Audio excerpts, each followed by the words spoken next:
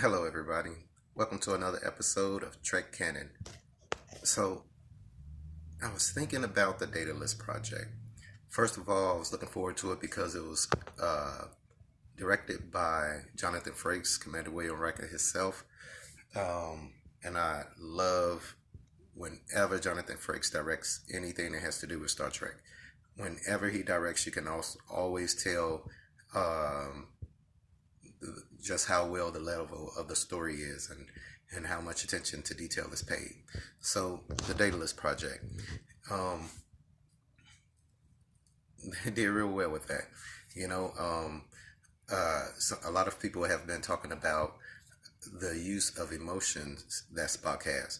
And you got to understand that in canon, at this point in time, Spock hasn't completed the Vulcan ritual Kolinar, if I remember correctly, called Kolinar, which is to purge any remaining emotions and their religion of maintaining the absence of those emotions. So Spock hasn't actually completed that yet. If memory serves, he didn't complete that until before the motion picture. So before the events of the motion picture. So I really do like uh, the way they're portraying Spock. I really do like the beard. The beard is cool. When I was in the military and I was in uniform, always clean shaven.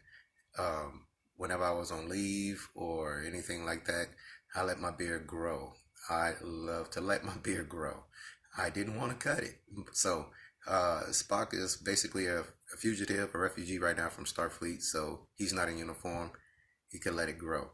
And that's not against canon because whenever his brother had a beard as well, so his brother wasn't in Starfleet. Have we met many Vulcans that wasn't in Starfleet? Yes, we've seen quite a few Vulcans who wasn't in Starfleet, most of which have been females. There were a few male Vulcans who wasn't in Starfleet, and let me see if. Well, I think no. I think most of those are clean-shaven Vulcans as well. But the Daedalus project, I love where they went with the episode. Everything, the information in the episode was great. Just a side note though, um, as a person who loves Star Trek, I think Discovery, although it's getting a lot better, is forgetting what the essence of Star Trek was. The essence of Star Trek was to boldly go, okay, to discover new life and new civilizations. Now, one can argue that that was only the mission objectives of Kirk and Picard, but that wouldn't be consistent with canon because all of the other ships that we see, their prime directive is still to seek out new life and new civilizations. So Voyager did it. Voyager would make beelines to go and do scientific discovery and meet new civilizations um, and all those types of things when they was on a 70,000 light year mission to get back home. So, uh, it was done in Deep Space Nine, even during the Dominion and the emissary arcs. You know, they still were able to do to seek out new life and new civilizations. In the Gamma Quadrant. So, and even life forms from the Gamma Quadrant came to the Alpha Quadrant. Through Deep Space Nine. So, although it was stationary until they got the Defiant and they started using the runabouts a lot, um, then we still have the opportunity to boldly go and seek out new life and new civilizations. So I just want Discovery, although they are focusing on the arc of the Red Angel, and it would be even simpler with Discovery for the simple fact using a spore drive, they're able to leap to parts of the galaxy that prior, well, I guess show wise, prior shows hasn't been able to do. So I wish that they would write episodes that weren't filler episodes, but episodes that utilize the spore drive to do things in those particular parts of the galaxy that wasn't discovered and that wasn't spoken about. but they're going to have to be careful doing that because they're still going to have to stick to canon. Now, um, the Red Angel episode, they was doing real good up until the Red Angel episode, and I'm gonna have to say the Red Angel episode, the reveal of who the Red Angel is. No, not Burnham's mother, man. Not Burnham's mother. I don't know what those high speeds right over there that do the writing. I don't know what they was thinking on that one, but Burnham's mother, no, man. It could have been Archer. First of all, it would have been awesome if it was Archer. It could have been Captain Archer. It could have been Gary Seven. It could have been Suliban. It could have been, speaking of the time agents, in the Daedalus project, they said that that it was an AI that was becoming sentient and was going to destroy all life in the galaxy. Now, if you remember in the Enterprise, they always had a shadow figure of the bad guys, quotes, the bad guys of the Time Wars, okay, when they was talking to the Sulibans or when they were interrogating Archer. And it was always a silhouette of what looked like a Romulan, okay? Now, the thing is that one, if it was the Romulans, I could see that because the Romulans would have a bone to pick, of course, just like Nero did. But I don't see it being the Romulans because as we continue on through Star Trek canon, I get the impression that Romulus was slowly becoming more tolerant of Starfleet and the Federation. For instance, the little uprising that was happening on Vulcan that Spock decided to become a part of, I believe in Unification 1 and 2. The admiral that defected to Captain Picard's ship, his sympathies and everything like that. So there is precedent of Romulans leaning towards becoming more tolerant of Starfleet and Federation, not becoming more violent against them. The Kelvin timeline movies, which really, let's not get into those. But since we have to, because it's part of canon, all right. I believe that the only person who would have had a real true bone to pick crazy type would have been Nero, and he did.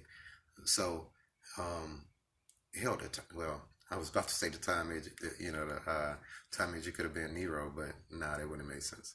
But anyway, to have it revealed as Burnham's mother, I don't know where they're trying to go with this, but I'm looking forward to seeing what they're going to try to do because they kind of threw a curveball with that one, and it wasn't one of those good curveballs. It was one of those curveballs that go out and hit a patron in the face or something. But excuse me, I'm looking forward to seeing what they do with it. Now, as far as the AI goes, the AI did, according to that particular episode, I believe in the Red Angel and the Daedalus project, was able to use holograms quite effectively. But the thing is, in the time agent's silhouette wasn't a hologram; it was just a silhouette, a shadow. So why project just a shadow back? Okay. When you have the capabilities of projecting a full holographic image. Also, a system where all the Starfleet admirals put their data into and come up with suggestions seems cool, but there has never been a mention of such a system in Starfleet canon, in Star Trek canon. I'm guessing because of the events that's probably happening in Discovery. Now, Starfleet computers becoming sentient is not something new. It happened once before in a Next Generation episode where the ship's main computer became sentient. Ooh. I wonder if that, because I've always wondered whatever happened to that weird spirally shaped sentient AI that flew from off the Enterprise and disappeared off into the galaxy somewhere. I wonder if that is the link to the AI that's doing these time issues.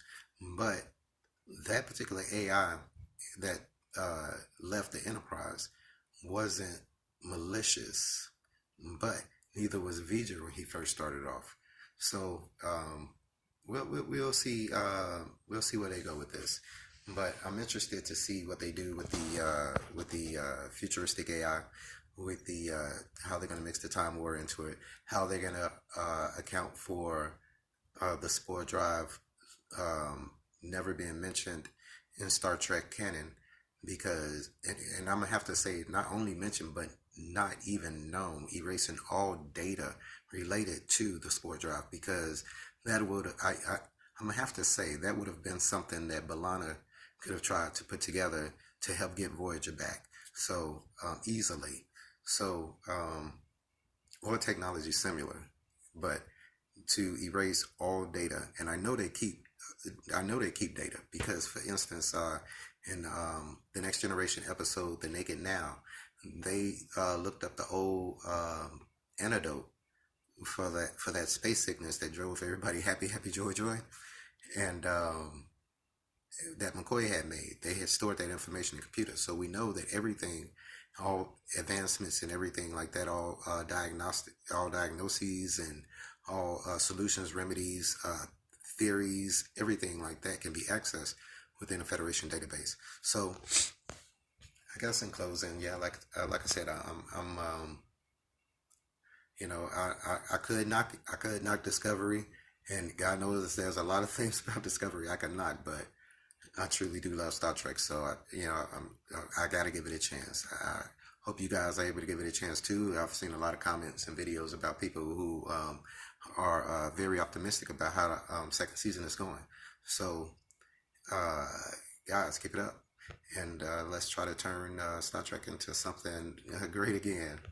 Make Star Trek great again. All right, you guys be cool. Have a good one.